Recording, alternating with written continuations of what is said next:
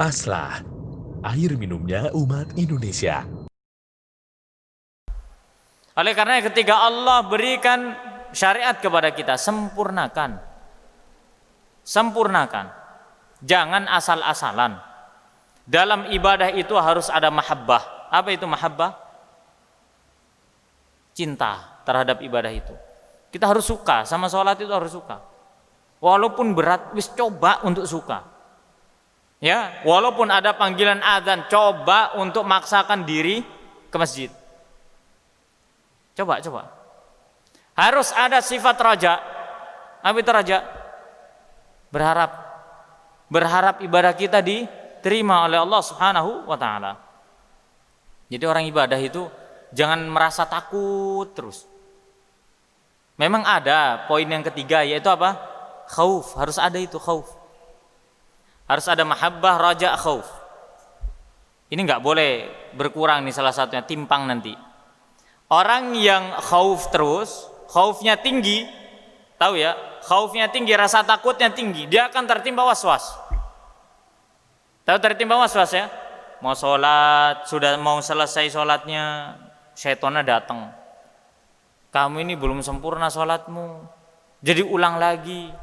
Pernah nggak lihat orang tertimpa penyakit waswas? Wudhu sampai bolak-balik. Dan itu penyakit syaiton yang dibawa oleh syaitan berupa waswas. Orang yang kebesaran roja, kurangnya rasa khauf, kepedean akhirnya. Sholat tidak benar, imamnya takbir, makmumnya apa itu? Tayangan kepalanya kemana-mana.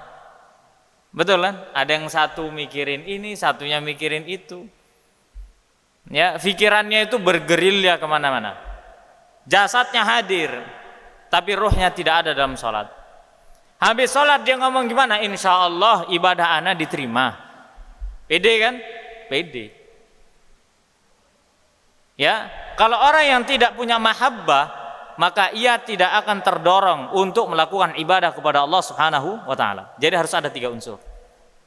Mahabbah sebagai pendorong dia untuk ibadah, khauf dan roja sebagai penyeimbang agar supaya ia tetap ya berada di atas ibadahnya yang benar.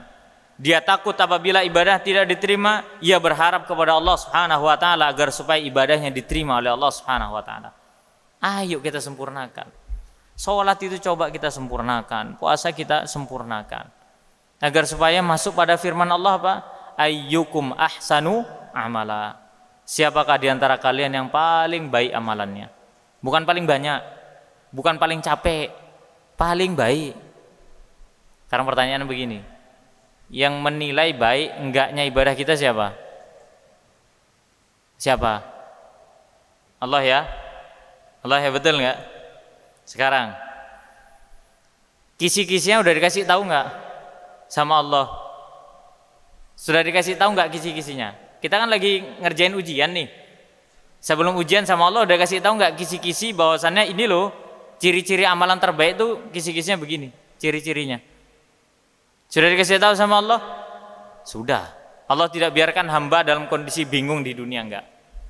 Allah utus Rasul, betul kan? Untuk diikuti, untuk ditaati, betul kan? Allah berikan hati kepada manusia untuk apa? Terpaut dengan Allah Subhanahu wa taala saja dalam ibadah.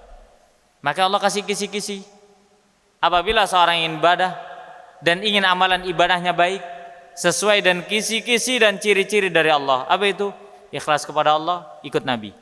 Kalau dia sudah berusaha ikhlas kepada Allah, kemudian mutaba'atul Rasul, insya Allah amalannya ahsanu amala. Masalah nanti jadi ahsan gak ahsan, yang penting Anda sudah berusaha menyempurnakan syarat itu. Faham ya? Karena yang menilai Allah Subhanahu wa taala. Yang penting Allah berfirman A, harus ikhlas, B, harus ikut Nabi. Anda lakukan sudah. Silakan Anda berharap kepada Allah agar supaya amalannya menjadi ahsanu amala. Paham ya sampai sini ya? Tapi kalau kita itu syaratnya salah satunya hilang, timpang. Apa itu? Ikhlas kepada Allah, iya, tapi enggak mau ikut Rasul. Bagus enggak berarti amalannya? Hah? Enggak bagus. Makanya Allah Subhanahu wa taala paksa kita untuk mengikuti dua syarat itu dalam ibadah.